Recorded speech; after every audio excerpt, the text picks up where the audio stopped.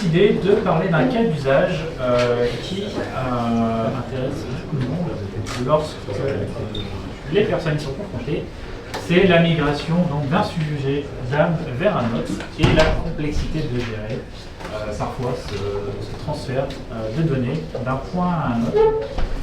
La volumétrie étant toujours une problématique en informatique. Et on a la gentillesse d'avoir un testimony de Leclerc, que je ne présente pas, je pense, tout le monde connaît Leclerc, qui a fait ce chemin avec nous, qui a parcouru et qui a donc pu témoigner et bénéficier de notre expertise sur le sujet.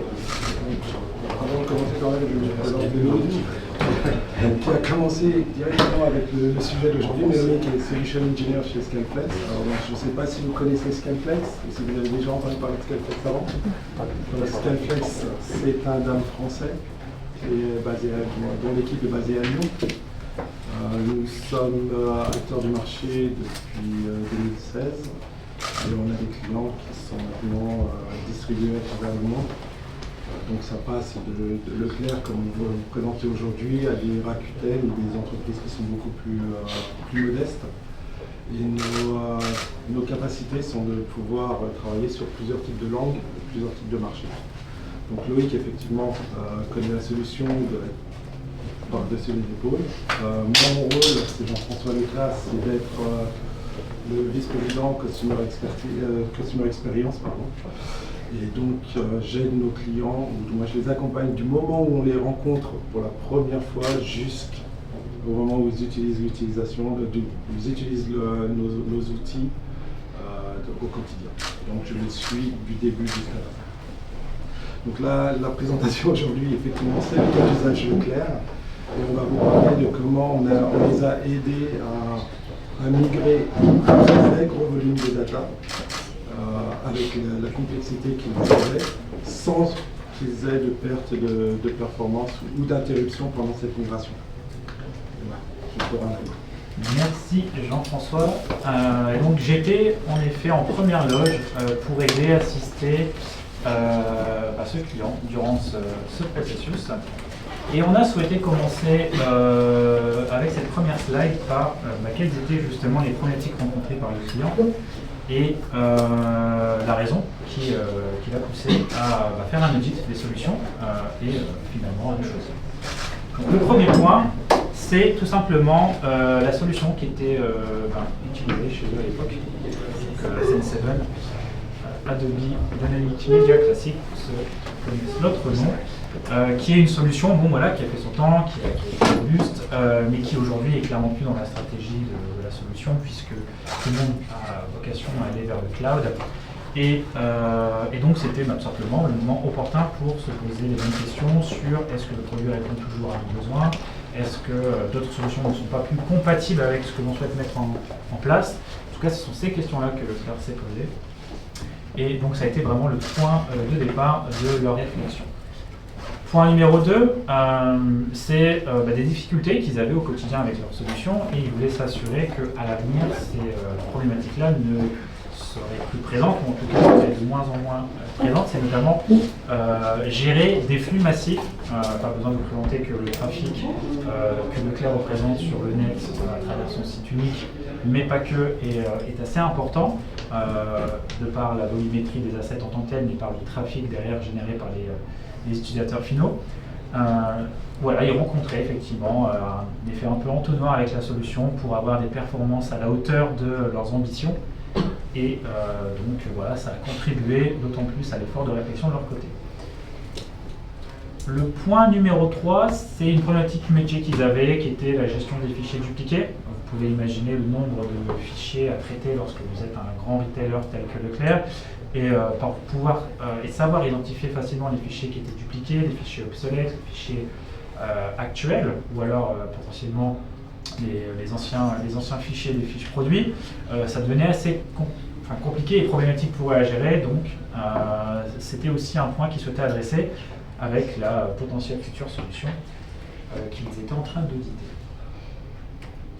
Les 3 derniers points qu'on a décidé de mettre en lumière, le point numéro 4, c'était un manque de performance et de support proposé par la solution. Alors, sans faire injure à Senseven, forcément, le produit n'étant plus le produit leader dans leur portfolio, puisque Adobe cherche effectivement à faire migrer les gens sur la version cloud. Lorsque Leclerc était en demande de support, de nouvelles fonctionnalités, d'amélioration sur le produit, on les poussait naturellement vers une migration vers le cloud, ce qui rendait effectivement très difficile pour eux de se maintenir dans l'état de l'art en termes des fonctionnalités, de la demande que les clients pouvaient avoir et que les utilisateurs finaux surtout demandaient. Donc voilà, ce point, bien entendu, crispait un petit peu les discussions et les usages avec cette solution. Donc c'était très important pour eux d'avoir aussi un produit qui soit évolutif et qui ne soit pas dans un carcan bloqué dans son année et ne prenne pas en considération voilà, aujourd'hui on est dans un monde qui bouge beaucoup, les formats, la sécurité, les prérequis sont amenés quand même à évoluer régulièrement et donc ils souhaitaient avoir une solution qui avait aussi cet ADN très agile pour pouvoir porter les futurs usages. Si je puis me permettre, si vous avez l'habitude, pour ceux qui ont l'habitude de travailler avec Adobe, vous devez savoir que tout est fait par contrat, c'est par module, et c'est des tiroirs, et c'est à chaque fois que vous demandez de faire un petit changement, une petite amélioration. Quand vous comprenez que vous aviez un produit qui était obsolète d'un côté, et que de l'autre côté, à chaque fois que vous vouliez faire un petit changement, que ce soit sur des paramètres et autres, Adobe allait vous présenter une facture en vous disant c'est du Professional Services. Ça donnait un autre facteur de contribution au changement. C'est pour ça que ce point 4 est assez important dans ce decision making qui a pris Leclerc sur le dossier. Avant-dernier point, numéro 5, la gestion des visuels obsolètes. Je le disais tout à l'heure un petit peu en introduction sur un des points précédents, mais c'était vraiment une problématique chez eux, de pouvoir archiver, de pouvoir identifier les contenus qui étaient obsolètes et voilà, ils avaient tout simplement des difficultés à le faire avec la solution. Et donc ils voulaient une solution qui permettait de gérer ça plus ergonomiquement, plus facilement, plus fluidement, notamment aussi avec des systèmes automatisés. Donc on abordera ce point ensuite, plus en détail. Mais voilà, donc c'était vraiment un des critères clés de succès pour eux, en tout cas dans le choix de décision du nouveau partenaire. Et le dernier point, numéro 6, la problématique aussi qu'ils n'avaient qu'un seul environnement avec leur outil actuel, enfin passé du coup maintenant. Et ils souhaitaient mettre tout simplement à l'échelle de leurs usages la même chose sur leur gamme, avoir un environnement de dev, un qualif, un environnement de production pour pouvoir tester indépendamment de ce qui se passe actuellement en production. Et pour eux, c'était très compliqué puisque à l'époque, ils n'avaient qu'un seul environnement. Et probablement, effectivement, avec la remarque de Jean-François, ça peut s'expliquer parce que ça passait par des professionnels services pour avoir ces deuxième, troisième environnement. Et donc voilà, c'était problématique pour eux, c'était peut-être pas prévu dès le départ dans leur contrat, et ça posait un problème au quotidien dans leur méthodologie de travail. Donc voilà le point de départ qui a généré cette réflexion côté Leclerc et cette volonté donc, de trouver un nouvel acteur pour les épauler. Donc tout ce qu'on a pu voir tout à l'heure s'est traduit par des besoins, alors des besoins techniques, des besoins métiers, donc très rapidement, d'un point de vue technique, il y avait une demande de pouvoir gérer différents modèles, différents formats, de pouvoir gérer aussi bien les fichiers entrants que les fichiers sortants.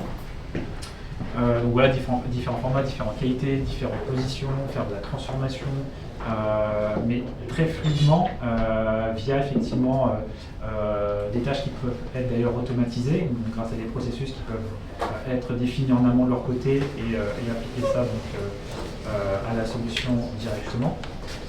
La possibilité aussi de s'assurer de la performance de la solution, c'était aussi un des sujets qui avait été évoqué dans les discussions, dans les premiers calls d'évaluation avec eux, sur le fait que leur trafic aujourd'hui était un petit peu à la limite de ce que la solution pouvait supporter, en tout cas en termes de KPI, de performance et de temps de réponse qu'ils souhaitaient avoir sur le delivery.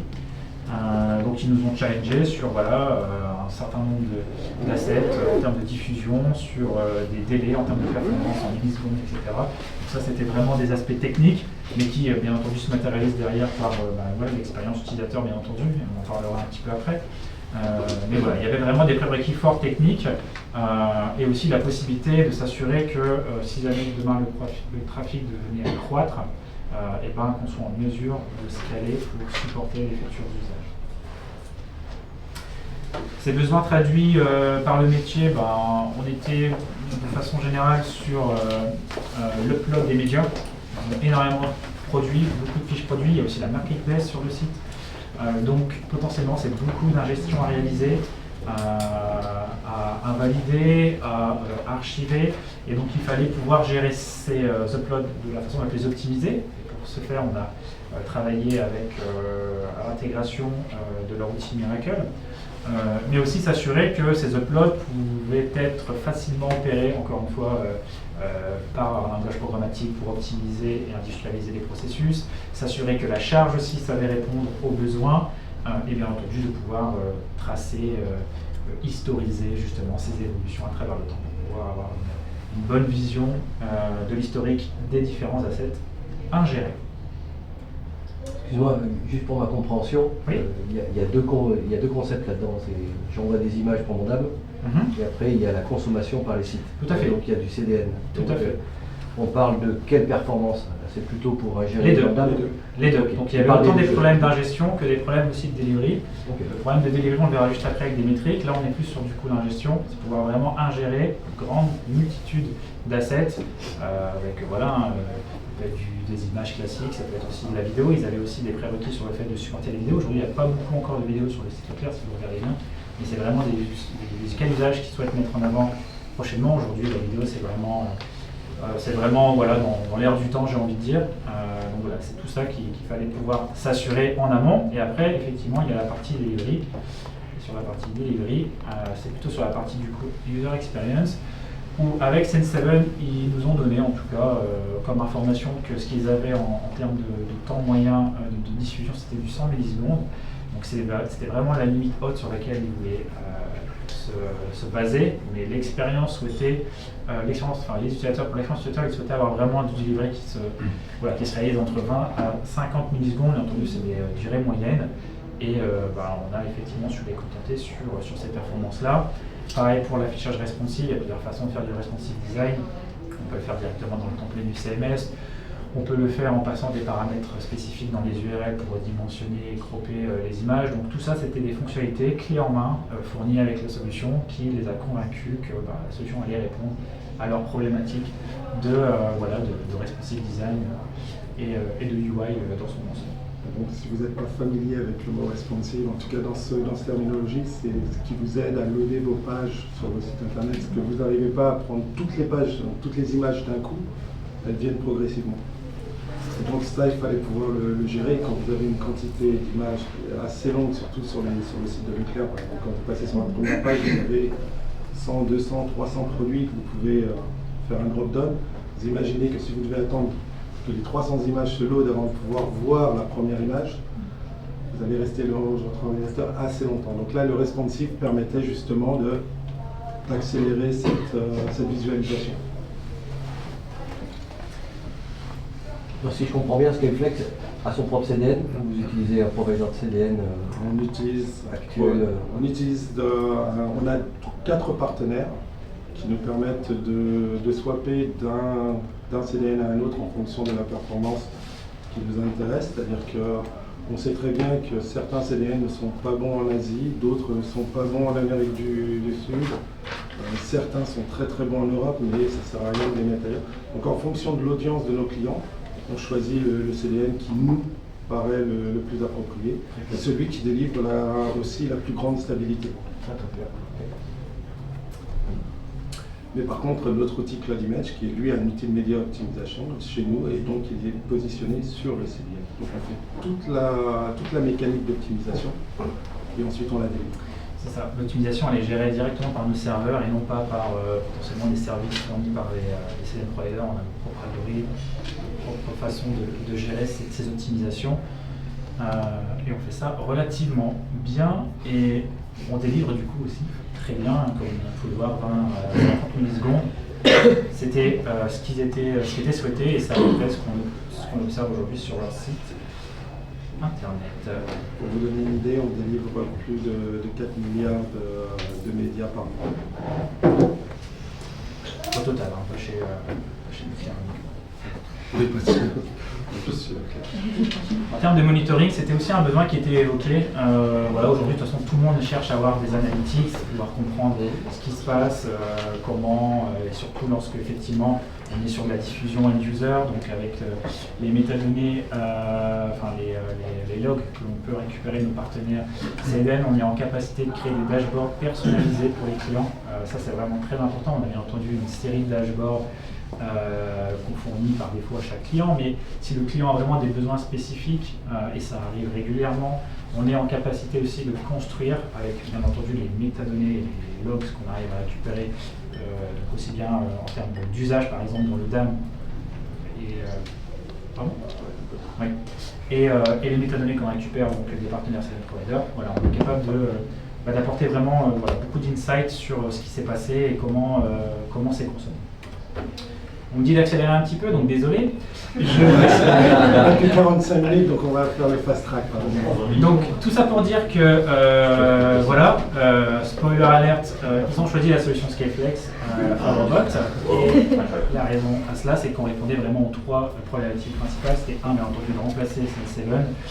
Deux, c'était cette capacité aussi de s'intégrer avec la stack chez Leclerc et notamment Miracle parce que on a fait la plupart de la reprise d'images issues de Miracle, d'utiliser Miracle MCL, donc le Miracle Catalog Manager.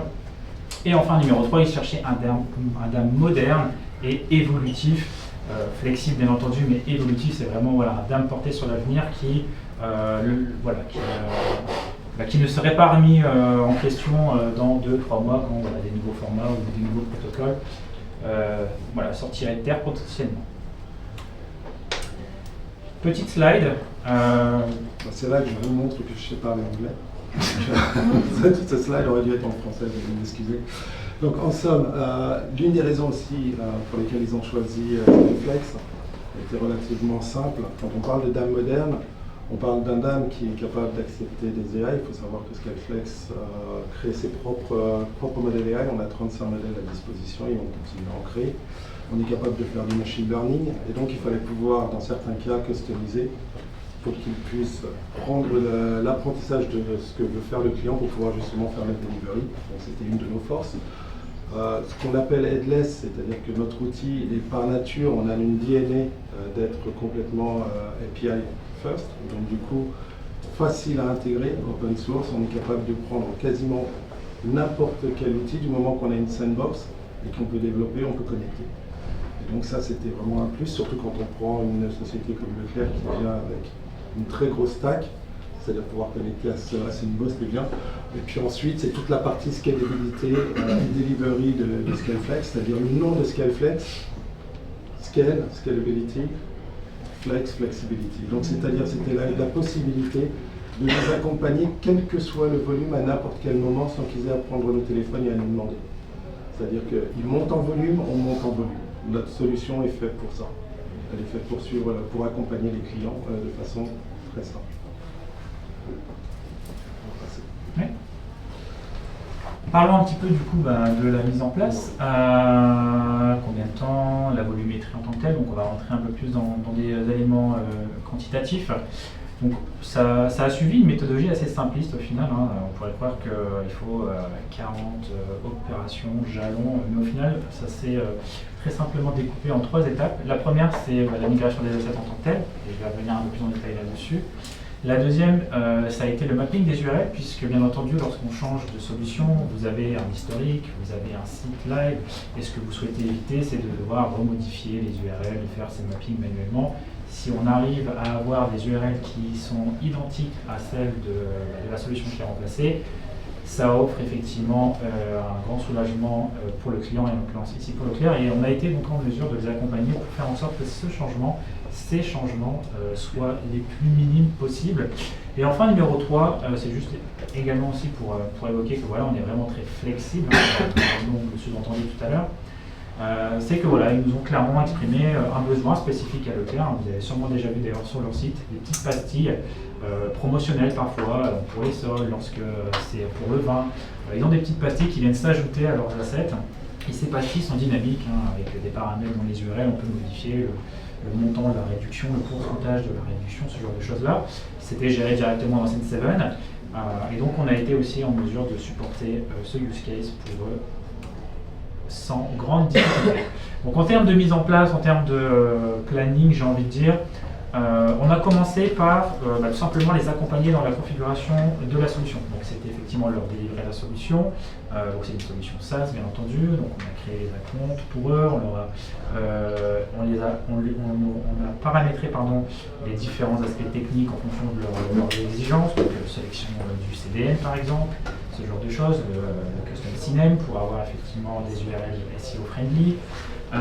On les a accompagnés donc, dans cette période de 2 semaines sur la prise en main de la solution, la prise en main donc, ergonomique du hub, qui est donc l'interface graphique à travers le navigateur, mais également aussi l'accompagnement sur nos API publics qui ont été fortement utilisés dans le cadre de la migration.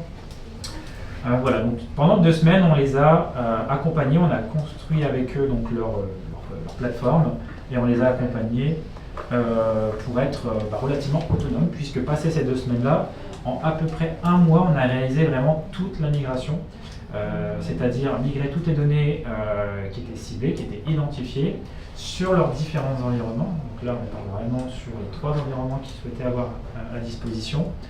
Alors bien entendu, on les a accompagnés dans le rythme de croisière en termes de migration, puisque potentiellement, ils auraient pu envoyer 12 millions de fichiers en un fichier, donc ce qui n'est pas forcément bon pour nous et surtout réalisable et réaliste dans le monde professionnel. Donc on les a accompagnés, on leur a donné effectivement les bons fréquençages, on leur a donné effectivement en fonction de la charge de nos serveurs les moments où ils pouvaient accélérer la migration, des moments où ils pouvaient ralentir la migration, mais tout ça pour dire qu'on a migré 12,5 millions de données sur différents environnements sur un laps de temps d'à peu près 1 an. Et on verra en détail concrètement combien de temps ça a pris juste pour faire 12,5 millions sur juste un environnement. Ce qui est assez intéressant dans ce mois, on a fait l'ensemble, c'est pas juste le migrer, on a aussi fait tout ce qui a été quality control avec eux. Donc du coup, on a pris les documents, on a dit, là, il y a 12 millions, on a regardé si aucun des documents n'était corrompu. Alors bien sûr, on a utilisé les outils d'automation pour vérifier, mais ça a été de travailler avec eux, s'assurer que leurs documents étaient bien transférés, bien disponibles, et que toutes les informations contenues étaient bien reversées dans le DAM pour qu'ils puissent les utiliser, et ce sur 3 types d'environnements. Parce qu'on leur a fait un dev pour qu'ils puissent jouer, comme on dit, c'est l'outil pour lequel vous pouvez tout casser. Et ensuite, vous avez le staging sur lequel vous testez ce que vous voudriez voir en production, et ensuite la production. Et vous avez ces 3 environnements disponibles, avec un nombre de data plus ou moins haute, en dépendance de ce qu'ils voulaient faire, mais donc ils avaient leur symbole, mais ils pouvaient tout de suite être productifs. Ça a été le grand plus qu'ils n'avaient pas avant. C'est-à-dire que ça leur a redonné toute l'autonomie qu'ils cherchaient, qu'ils avaient plus. Et la phase numéro 3 qui était donc le mapping des URL. Alors même si ça n'a duré qu'une journée entre guillemets en termes de configuration chez nous, pour eux ça leur a fait gagner énormément de temps. D'ailleurs si vous regardez aujourd'hui sur le site de Leclerc, vous verrez qu'il y a toujours des paramètres dans les URL qui correspondent aux paramètres de Sense7, mais qui ne sont pas utilisés, mais ça leur a permis de faire cette migration très rapidement, en très peu de temps, et c'était l'objectif pour eux. Alors à terme, ils auront la possibilité de supprimer ces paramètres pour avoir des URL un peu plus jolies, j'ai envie de dire. Mais ça, c'est de leur fait, j'ai envie de dire. Ce qu'ils voulaient, c'est que voilà, nous, on puisse supporter ces syntaxes. Alors, l'interface utilisateur a été inaccessible pendant combien de temps? Parce que je vois qu'en une journée, les URL ont switché. On a eu 0 interruption de service. C'est-à-dire que nous, la solution, quand on a mis une journée en mapping URL, c'est une conversion que l'on a créée pour que nous, on puisse le reconnaître dans notre système en cas d'invalidation.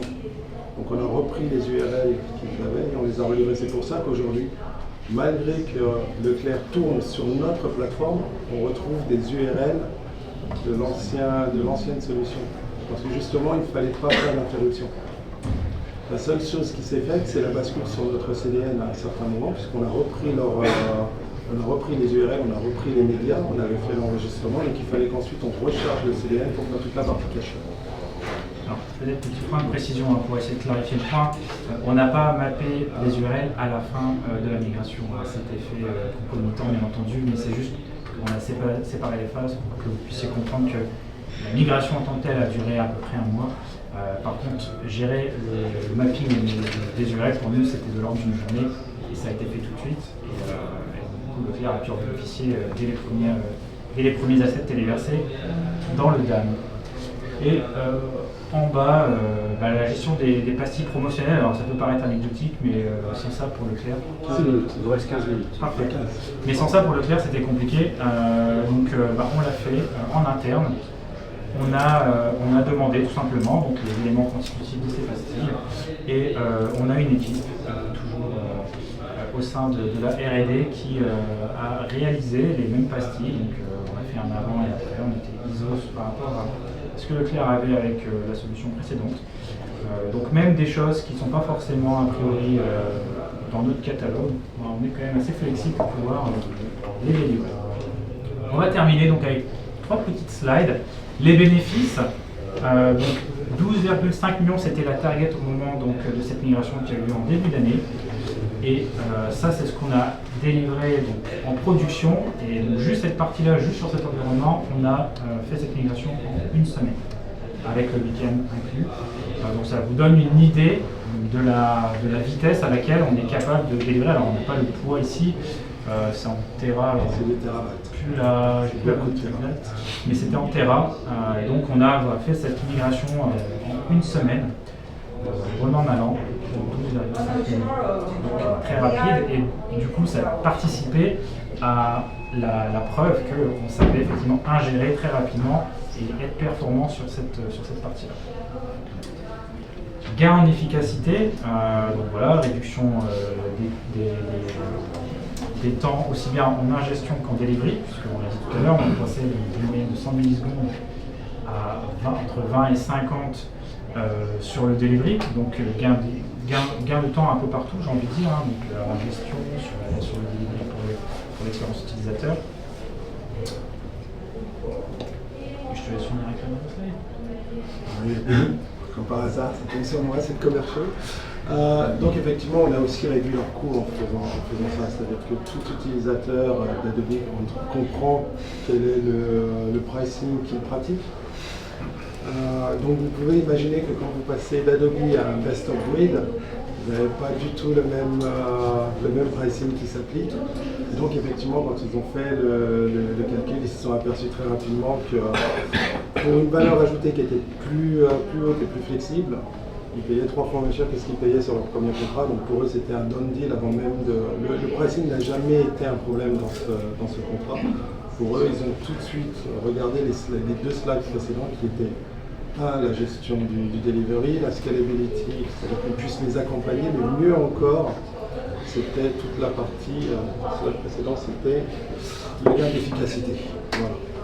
Parce que ça leur faisait vraiment gagner du temps, ça a permis à leurs équipes tech de se focaliser sur la stack, leurs équipes design de se focaliser sur le contenu avec le marketing, et plus à se dire où se trouvent mes assets, est-ce qu'il faut que je fasse un crop, est-ce qu'il faut que je demande à Adobe de faire tel ou tel changement et d'attendre 2 semaines. Ils avaient maintenant la main et le fait d'avoir le staging pour eux et le dev leur permet de faire autant de tests qu'ils veulent en étant en toute sécurité avant de lancer en production. Donc c'est le contrôle qu'ils ont pris de leur stack qui fait la différence aujourd'hui. Alors on n'a pas pu avoir M. Marot avec nous aujourd'hui pour des questions par les habitudes commerciales. On n'a pas voilà, groupe Leclerc, qu'on connaissait un petit peu, mais par contre, il nous a autorisé, bien entendu, à discuter de ce avec lui, et il nous a même gratifié d'une petite note, voilà, en gage de travail qui a été effectué avec nos équipes. Donc voilà, par la pensée, M. Marot, voilà, Il va bien. donc on arrive à la fin de cette session. Donc, c'est tout à vous. Si vous avez des questions, donc il reste quelques minutes, sinon on est à l'étage, n'hésitez pas à passer nous voir, on sera ravis de répondre à vos questions. Là, c'est un exemple de migration où il y avait un gros volume et qu'à la fin, d'après ce que j'ai compris, l'interface utilisateur n'a pas changé, à part quelques petites améliorations, mais au niveau de l'utilisateur, ça a été un dollar pour lui, c'est-à-dire qu'avant ou après, le prestataire qui est dans l'ombre, lui, ça n'a pas changé son interface. Alors en fait, je me permets sur ok. En fait, Leclerc avait un usage principalement headless, c'est-à-dire que c'est une grosse boutique et ils avaient plusieurs back-office chez eux, ils utilisent Miracle pour le catalogue de produits comme j'expliquais tout à l'heure. Et une fois qu'on récupère ces éléments de cette plateforme, ça passe chez nous pour être optimisé, diffusé sur le site unique.leclerc.fr. Donc, du coup, les utilisateurs n'utilisent pas le DAM comme un DAM créatif, j'ai envie de dire. C'est vraiment que de l'optimisation et du delivery. Et toutes les transformations sont faites par des presets, par des choses précalculées et envoyées donc, en langage commandé. Donc, si la question c'est est-ce que il y a des personnes qui étaient habituées à un shop et effectivement à faire leurs différentes, leurs imports, etc. La réponse est non dans la mesure où ils n'utilisent pas cette façon-là. Ils utilisaient vraiment uniquement base de données classique, base de données archivage. et les outils effectivement de diffusion, mais pas comme plus que de l'archivage quand même. Oui, il y avait un flux entre plusieurs prestataires. C'est deux flux, c'est-à-dire il y a le contenu qui était créé en interne, plus le contenu des partenaires, puisque ça passait par le marketplace. Donc en gros, vous pouvez avoir plus de 1000 ou plus de 10 000 fabricants qui viennent eux-mêmes injecter leur propre contenu. Donc ces contenus, il faut les prendre, il faut le sanitiser, il faut l'automatiser, il faut le standardiser pour le contenu qu'il faut ensuite ressortir pour le site. Il y a eu tout un workflow qu'on a mis en place avec eux. Et c'est pour ça qu'ils utilisent cette solution en headless, parce que ça les permettait d'avoir moins d'interactions à faire et plus d'automatisation à la sortie. Tout ce process a été travaillé avec eux pendant les 8 heures de workshop qu'on a fait, mais on a remplacé quand même une belle brique de leur stack et de leur travail humain qui était important. Malheureusement, on ne peut pas vous montrer ces deux slides qui illustrent ce que je viens de dire, mais c'est flagrant. À un moment donné, on prend les slides, il y avait plein de petits groupes, petits départements, et puis tout d'un coup, vous mettez un grand rectangle, vous mettez Scaleflex par-dessus. Et donc on a réussi à réduire les interactions, je crois, d'une vingtaine d'interactions à 4-5 interactions. Mais ça a été fait avec le travail, avec une bonne intelligence, avec des équipes métiers qui nous ont expliqué ce qu'ils faisaient.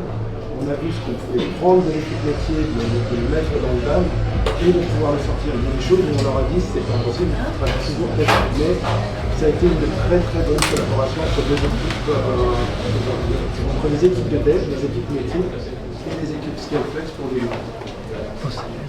Et le stockage des assets, Il est fait chez nous. il est fait chez vous. Il est fait chez nous. Alors, pour Leclerc, vous pouvez le comprendre, entreprise française, RGPD, toute la gestion est faite en France. On leur a même signé. et répliqué aussi d'ailleurs. On a même signé un commitment qui les assure que leurs data seront toujours en France et resteront en France. Le provider derrière, c'est AWS. Ça ne peut pas être AWS, ça ne peut pas être Google, on n'est pas sur du Google. Français. C'est trois lettres, on n'est pas loin. On va faire la pub, c'est OVH Cloud.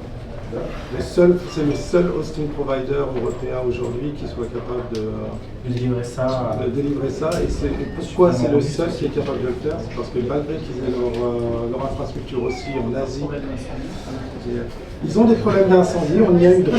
Ça arrive de temps en temps. Ils ont eu un site à Strasbourg qu'elle voulait, mais ce qu'elle fait, ça très Il ne fallait pas choisir cette offre, mais les autres offres. Non, mais il y en a à Gravelines, il y en a un peu partout. Ce Donc, qui du coup, se il y a des passe, c'est applications derrière. que OVH a ces infrastructures qui sont complètement séparées. C'est-à-dire que le fait qu'ils aient une entité France ne communique pas avec l'entité Amérique. En conclusion, vous êtes 100% GDPR, du moins RGPD.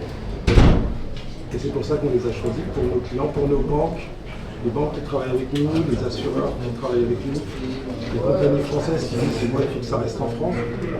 Néanmoins, on peut travailler aussi avec Azure, on est agnostique, on a des clients sur le marché qui ont aucun souci à travailler avec Azure et on peut nous aussi les règles. Encore une fois, on va choisir vraiment dans l'intérêt du client ce qui lui sera bénéfique et mixer donc tous les avantages et essayer d'avoir le moins d'inconvénients possible. Ça s'est passé comment la collaboration avec Senseven On va dire Senseven n'est pas le, du moins, on va dire Adobe n'est pas le plus friendly quand vous les quittez. Donc ils n'ont pas été les plus sympas du monde avec Leclerc. C'était un renouvellement de contrat ou ils vont couper Non, ils avaient terminé leur contrat, ils n'ont juste pas renouvelé. Ça c'était simple. Mais par contre, vous avez cette, comme tout éditeur, normalement vous avez une clause de réservabilité qui vous permet de récupérer les data.